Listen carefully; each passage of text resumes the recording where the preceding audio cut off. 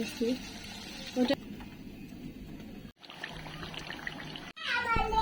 শুকনো মরিচ দিয়ে কি করবেন?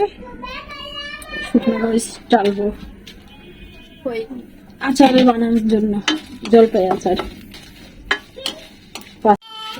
এইভাবে ডাইলে নিতে হবে আগে শুকনো মরিচটা, একেবারে বেশি ভাজাও না কমও না। ফোড়নগুলো দিয়ে দিব তালার জন্য।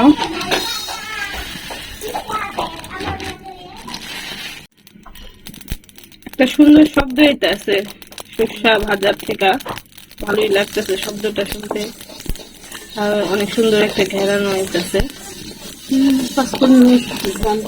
সুন্দর, অনেক সুন্দর। পাঁচফোড়ন, সরি,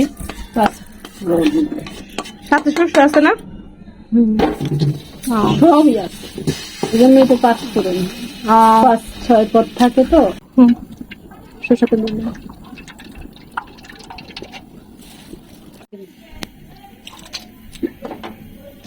তেজপাতা আর শুকনো মরিচ দিয়ে দিলাম। এই যে জলপাই এরকম করে আগে কাটতে নিছে চাকু দিয়া, হলুদের গুঁড়া আর লবণ দিছিল, এগুলো দিয়ে মাখায় একটু রোদ্রেও দিছিল কিছুক্ষণের জন্য।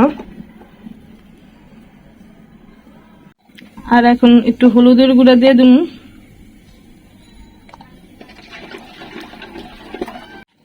আর অল্প পরিমাণ বিট লবণ।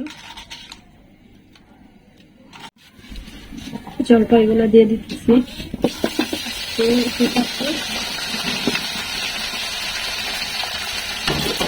এটা জিরা ফাঁকি, জিরা ফাঁকি দিয়ে দিতেছি। ওটার সাথে পাঁচফোড়নের সাথে আছে জিরা ফাঁকি, তারপরও আলাদা করে একটু দিলাম। ঘরে বানানো যে গরম মশলা একটু দিয়ে দিতেছি, হালকা দিয়ে দিতেছি, একটু ফ্লেভারের জন্য দিতেছি।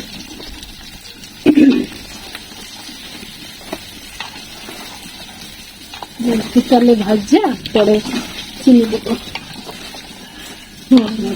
জলপাইটাকে অনেকক্ষণ একটু তেলে ভাজা ভাজা করবো, পানিটা একটু পানিটা শুকাইলে তারপরে চিনি দেওয়া হইব।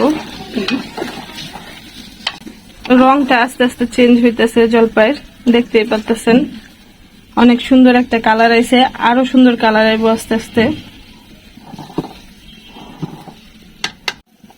এখন চিনিটা দিয়ে দিতেছি। এই আচারটা আসলে ঝাল টক মিষ্টি এরকম একটা টেস্ট হইব।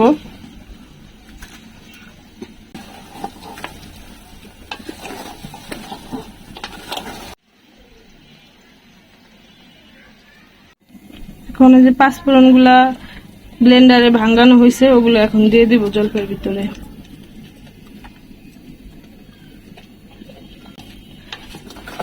পাঁচফোড়ন, শুকনা মরিচ সবগুলো একসাথে ভাঙানো হয়েছিল। আর আমরা আসলে প্রতি বছরই জলপাই আচার বানাই না, মোটামুটি 3-4 বছর পর এই আচারটা বানাইতেছি। এই যে আচারটা চুলায় এভাবে জাল দেওয়া আমাদের শেষ মোটামুটি। এরপর থেকে আর কি রোদ্রে এটাকে 2-3 দিন রোদ দেখাবো, তারপর গুঁড়ে ফেলাইবো, আচারটা কমপ্লিট হয়ে যাবে তখন।